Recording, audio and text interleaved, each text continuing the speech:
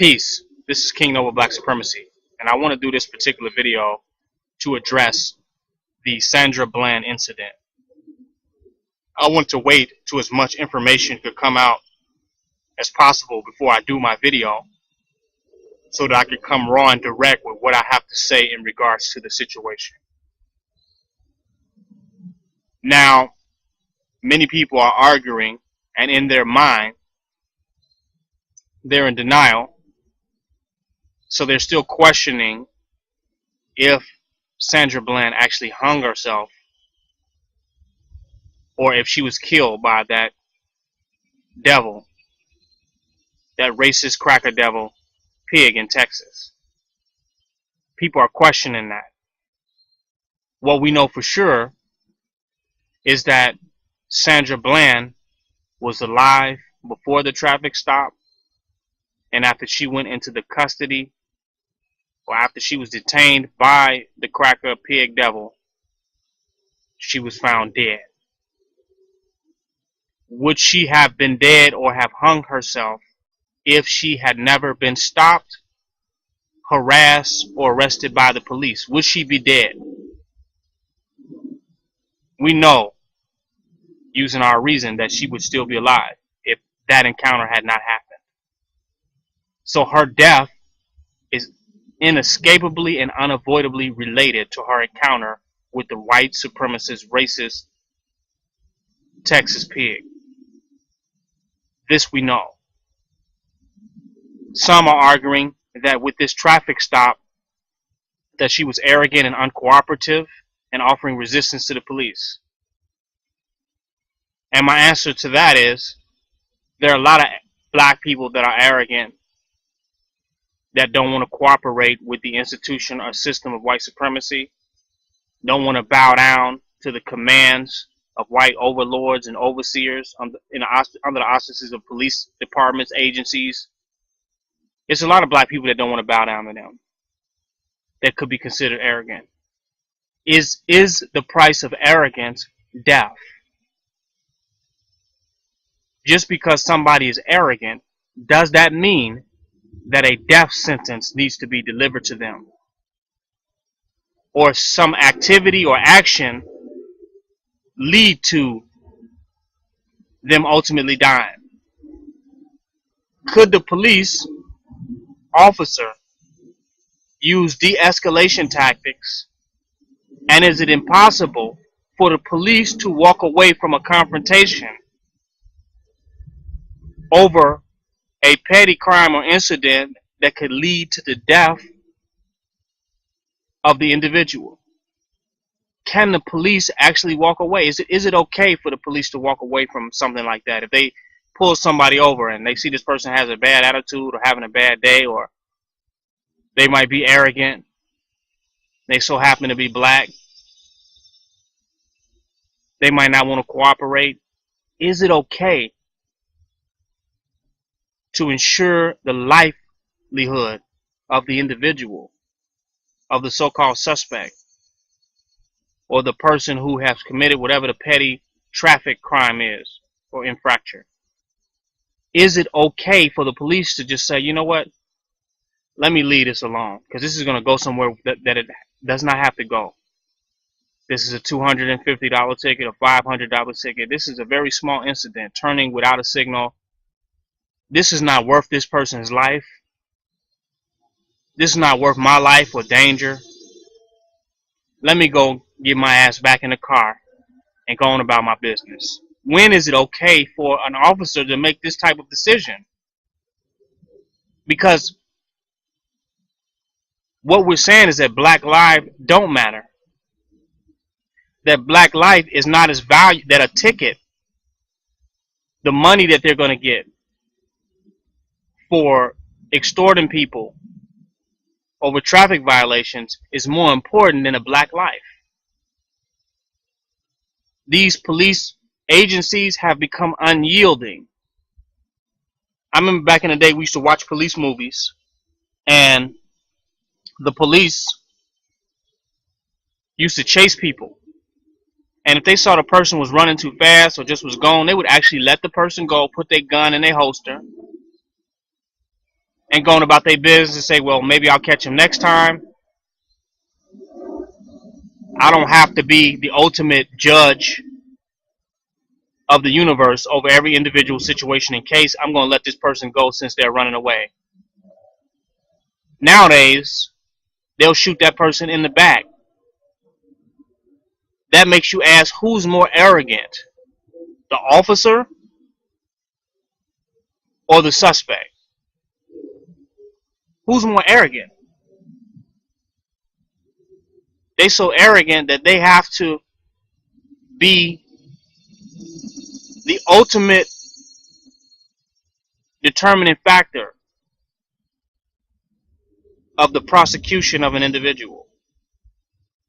Who's more arrogant? So arrogant black people don't deserve to die. Arrogance does not deserve a death sentence. And anybody who would sit up here and say that and go along with that, they hate black. So even if she ended up hanging herself in jail, we know that she was snatched out of the car. She ended up in a very brutal conflict with the officer that led her in jail. And whatever ensued, her death came afterwards. She was dead before she was alive before she met this racist pig. And she was dead shortly after. Nobody can argue that. And if it's the police's job to protect life, to protect humanity, how can they justify people dying on their watch? How can these laws be justified to enforce death on the very people that they are supposed to protect?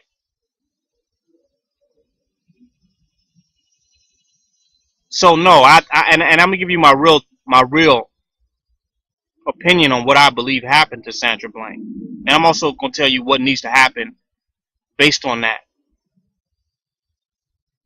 I know what happened to Sandra Bland, and you know what happened too. We're clear on what happened. We're just in denial. So what's even worse than what happened to Sandra Bland is the denial that we have about how evil and brutal and wicked this devil and this beast is. That's worse than what happened to her, because our denial means that there will be thousands more Sandra Blands. Because we will sit by and we want more investigation. We're unclear. You can murder us down and we'll desensitize ourselves and let the momentum wear off under the auspices of investigation. So we go from 100 to 0. Waiting on the investigation, waiting on more details. And they use this whole investigation thing and finding out more details on what really happened in order to water you down. In order to take away from the horribleness of what actually occurred. By the time they get to investigating and giving you all these facts and details and pontificating on what may have happened or what may not have happened, now it doesn't seem as bad as the murder and the destruction of black human life by the time they get through that whole process. And it feeds your denial, because you don't want to believe that the white man is that wicked and that evil. In 2015, you would hate to believe that that beautiful black conscious, black self-loving, and black community loving woman could end up in a situation like that, that this devil is so wicked and evil that he would go to that extent to take the life or to involve and participate in activity that would lead to the death and destruction of that beautiful black woman. You don't want to believe that. So you want to see more investigation because you still believe in your enemy, and you believe in your enemy's world, and you believe white is right and the white man is good and he's like Jesus. You don't want to believe that your hero, your Superman, is capable of such diabolical evilness.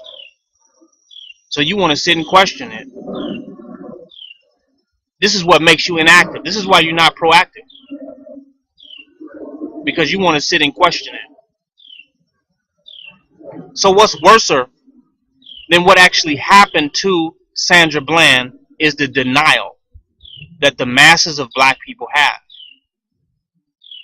about how evil this white man is and what we're up against, the war that we're in today. They're in denial. They don't want to accept it. And as long as you are in such state of disacceptance, this type of mayhem is going to continue to go on because you're nowhere near a solution. You're nowhere near being proactive if you refuse to even really accept what the problem is. And a lot of videos by Sandra Bland, if you go and watch them, she was talking about what the problem was, and she was clearer than what the problem is, more than most of you all who will witness what has transpired with that sister today. She was more clear.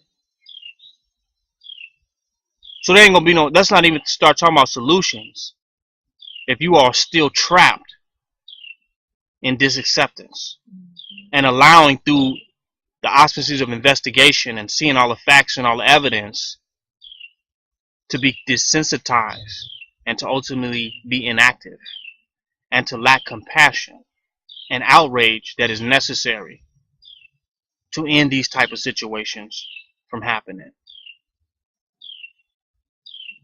My revelation from the brutal Sandra Bland execution by the racist pigs and devil that are well-known racists, that's a well-known racist state of conservative crackers that hate black people.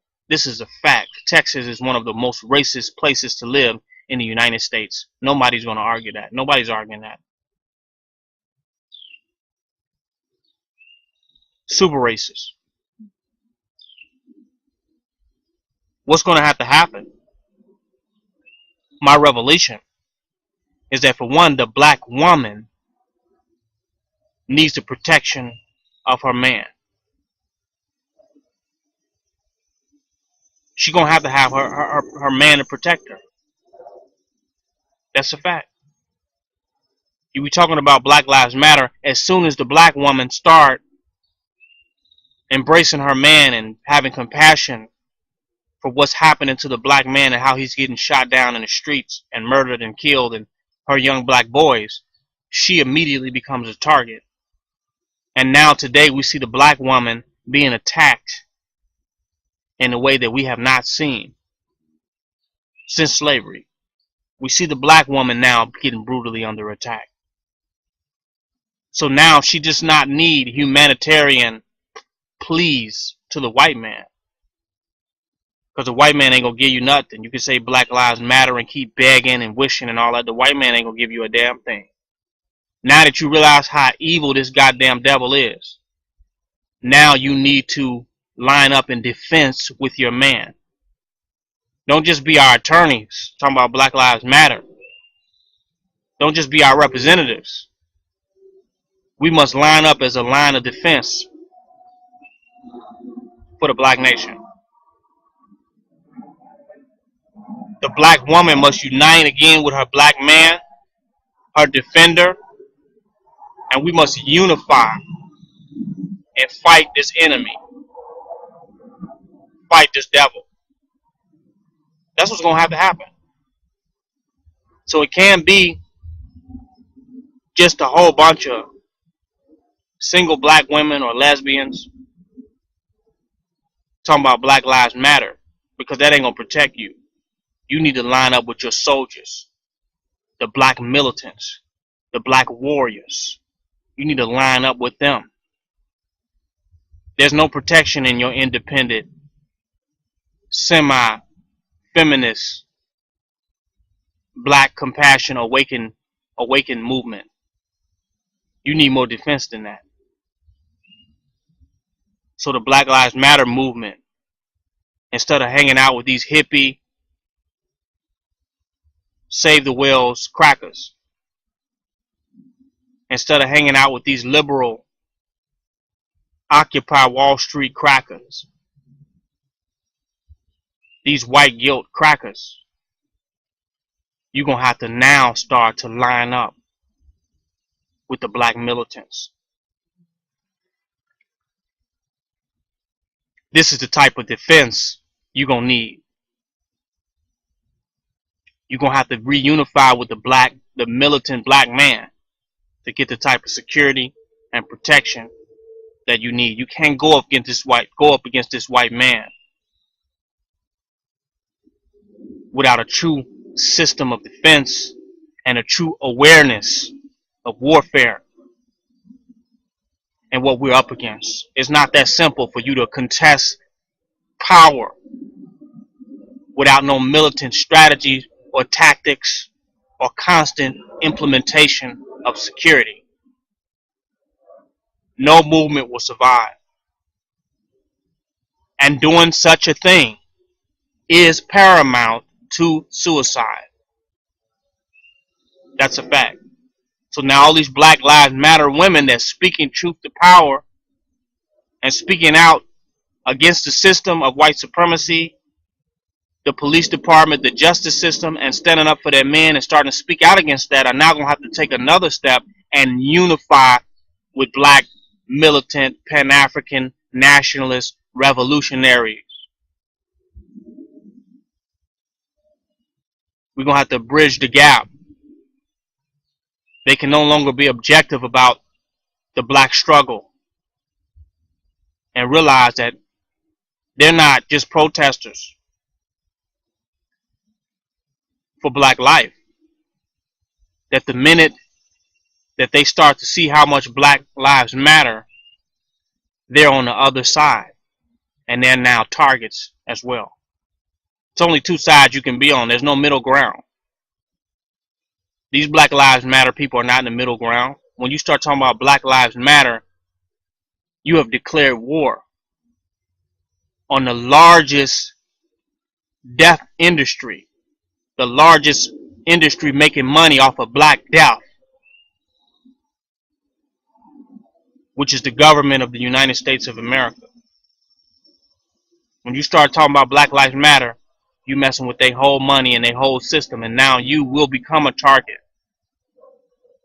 And you need to correct defense and military backing and strategy and arms and guerrilla warriors to defend such a thing. That's where we're going with that.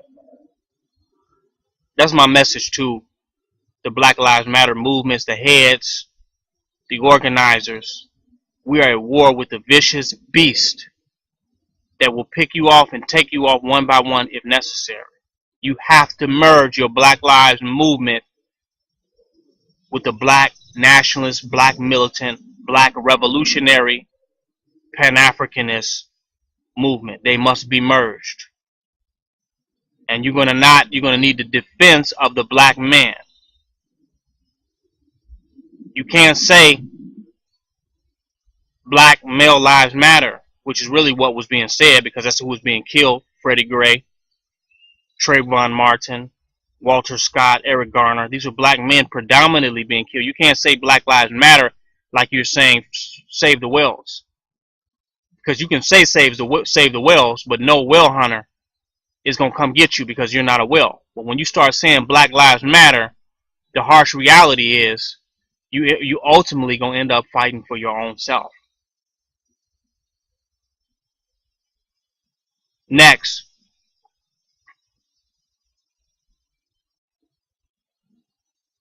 in realizing that we're at war, certain things we don't need to do. We can't be driving through these white people's counties and driving through these racist areas and all that and think we have the liberty to do so. We're at war. And when you declare war on your enemy, you have to move in a way that is consistent with the condition that you're in. So we can't be all hunky-dory after declaring war against this white man.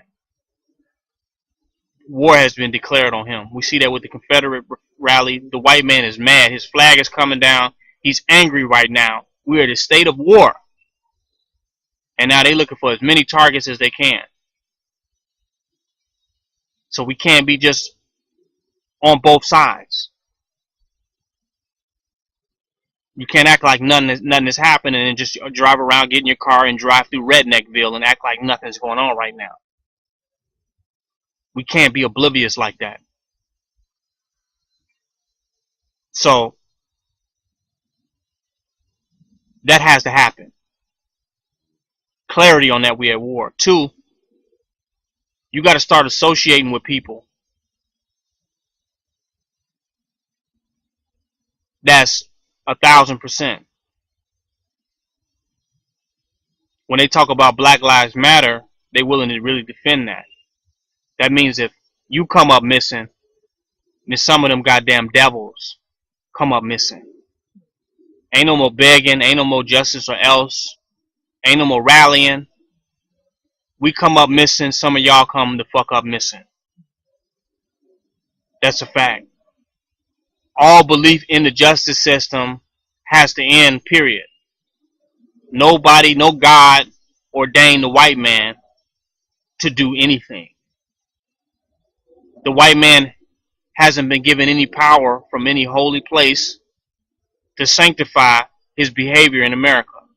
They just got together, organized, and decided they want to do this, and they've been wreaking hell on the black man ever since. So we don't have to give any credence or respect to the white man's system, period. And in doing so, on any level that we are, we're actually accelerating our own destruction. We're going to have to man up and stand up. And we're going to have to meet the aggression that the white man is sending towards us and coming to us with. We're going to have to meet that with our own aggression against him. If some of us come up missing, some of them got to come up missing. If some of us die, some of them got to die. It's an eye for an eye and a tooth for a tooth. And if you're not rolling with no people like that, you with the wrong crew. You with the wrong clique. That's a fact. Because that's why they're still in power. Because they stand like that. They want to take us up, lock us up, beat us up, put us in jail, abuse us, and nothing happens to them. But we beg, and if there's going to be an investigation, and let's play this thing out. That's too fucking slow and taking too goddamn long. Because too many of them have gotten off. But the white man ain't supposed to get off based on the universal order of things. But with the system that he set up and that he built, he made it so that he can get off. Why the hell else would he make it? Why wouldn't you make a system that's going to work for you and benefit you and make sure that you're going to get off every time, that you're going to be the man on top? Why wouldn't you do that? That's what we don't realize. The white man set the system up to win. And as long as you have any belief or faith in that, it's working for him. Even begging him, even rallying, even marching, it's still working for him because it's his system. And he's in the position of power to make the ultimate decision. When you talk about Black Lives Matter, it doesn't give a fuck about the white man's system and his system of things and the way he operates. Black Lives Matter by any fucking means necessary. And whatever we got to do to show him that Black Lives Matter, that's what the fuck we're going to have to organize and get together and do, period. So we come up missing, he come up missing. Fuck bond money, fuck bailing people out. It's warfare right now. That's the time that we in, and we got to be willing to move like that. And if you ain't with an army or with a squad that's ready to take out for your freedom, liberation, humanity, then you rolling with the wrong people. Especially if you talking about you rallying, you some type of activist, and you ain't got no people around you like that. Come on, man. They got to start coming up missing. Then they'll get the message. Leave them alone. They're not invincible. They're not indestructible.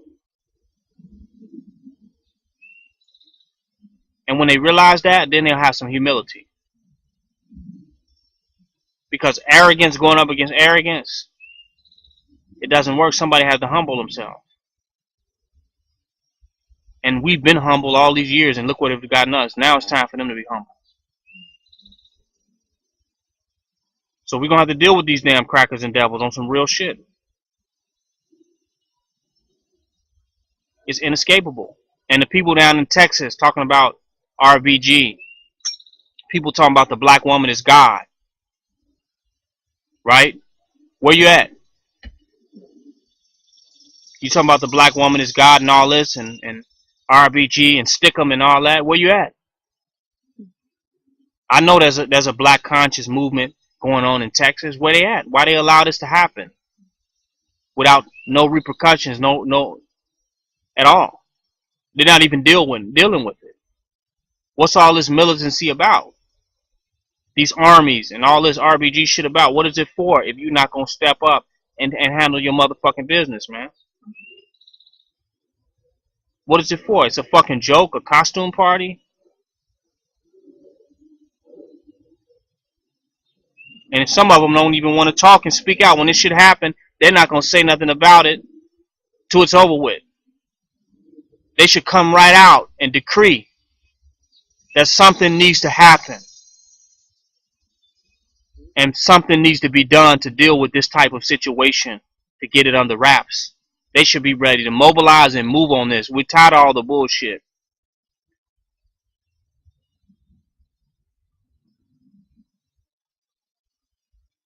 This is King Noble. Join my website, www.kingnobleBlackRulership.com.